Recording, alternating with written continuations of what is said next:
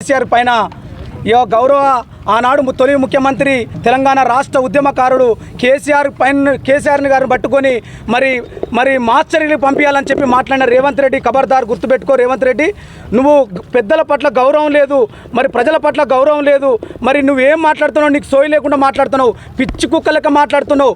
ముఖ్యమంత్రి హోదాలా నేను పిచ్చి కుక్క అనడం అనేది నాకే సిగ్గుసేట అనిపిస్తుంది.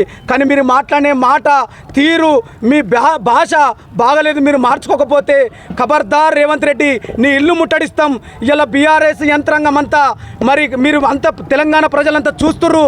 మరి లేదు అంటే మీరు దాడి చేయాల్సిన పరిస్థితి ఏర్పడుతుంది. మరి మిమ్మల్ని ముఖ్యమంత్రి హోదాలో మిమ్మల్ని గౌరవిస్తున్నాము.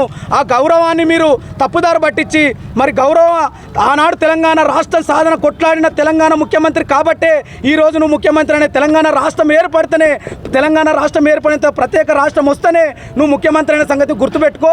అది కేసీఆర్ పెట్టిన బుచ్చము, ప్రజలు ఇచ్చిన ఆశీర్వాదము. దాన్ని గుర్తుపెట్టుకొని మెదులు రేవంత్ రెడ్డి. లేకపోతే రేపు వచ్చేది నీకు జైలు తిండి తినాల్సి వస్తుంది. నువ్వు గుర్తుపెట్టుకో ఖబర్దార్. మరి రేవంత్ రెడ్డి, ఖబర్దార్ రేవంత్ రెడ్డి. ఈరోజు నా పేరు డాక్టర్ కందుల మధు.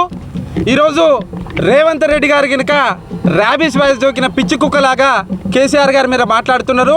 నువ్వు ఒక ముఖ్యమంత్రివి, నీకు ఆ సోయి ఉండాలా? కనీసం పెద్ద మనిషి 70 ఏళ్ళ వచ్చినటువంటి కేసీఆర్ గారిని పట్టుకొని నీ నోటుకు వచ్చినట్టు మాట్లాడుతున్నావు. ప్రజలు నిన్ను తెలంగాణని పరిపాలించమని నిన్ను ముఖ్యమంత్రిగా కూర్చోబెడితే కేసీఆర్ గారిని మాచురికి పంపిస్తానని మాట్లాడుతున్నావు. బుద్ధుందా రేవంత్ రెడ్డి? సోయిందా? నీ మావ జైపాల్ రెడ్డి కూడా ఒకప్పుడు ఏజ్డ్గా ఉండి రాజకీయాలలో చనిపోయినటువంటి వ్యక్తే. ఇవాళ సోనియా గాంధీ ఏమన్నా 1000 ఏళ్ళు బతుకుతుందా? ఆమె కూడా ఏజ్ ఎక్కువైపోయి టెన్షన్ పదులు ఆగిపోలేదా? మరి పెద్దలంటే గౌరవం లేకుండా మాట్లాడుతున్నటువంటి రేవంత్ రెడ్డి, నీకు పిచ్చి కుక్కలకి చేసే ర్యాబీస్ ఇంజక్షన్లోనో నీకు పిచ్చి కుక్క కలిసినట్టు ప్రవర్తిస్తున్నావు కాబట్టి నీ ఫ్రస్ట్రేషన్ని కేసీఆర్ గారి మీద చూపిస్తున్నావు కాబట్టి నువ్వు ఎట్లా పడితే అట్లా మాట్లాడితే సహించే పరిస్థితి లేదు.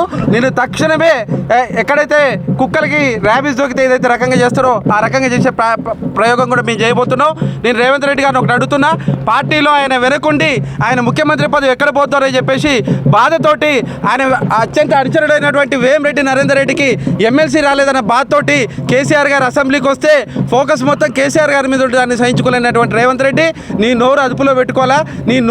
నీ భాష చూసి ప్రజలు జుగుప్సాకరంగా బాధపడుతున్నారు. నువ్వు తక్షణమే కనుక ఇటువంటి వాక్యాల్ని బంద్ చేయకపోతే మాత్రము నిన్ను ఇక తీసుకుపోయి కుక్కల బోర్లో బందీగా పెట్టే పరిస్థితి కూడా వస్తుంది. కాబట్టి నువ్వు ఇప్పటికైనా మళ్ళీ చెప్తున్నావు, నువ్వు పరిపాలన చేయి, 6 గ్యారెంటీలు చేయి, కానీ గౌరవ కేసీఆర్ గారి గురించి మాత్రం నోటుకొచ్చినట్టు మాట్లాడితే మాత్రం టీఆర్ఎస్ విద్యార్థి శ్రేణులు మేము సహించాం.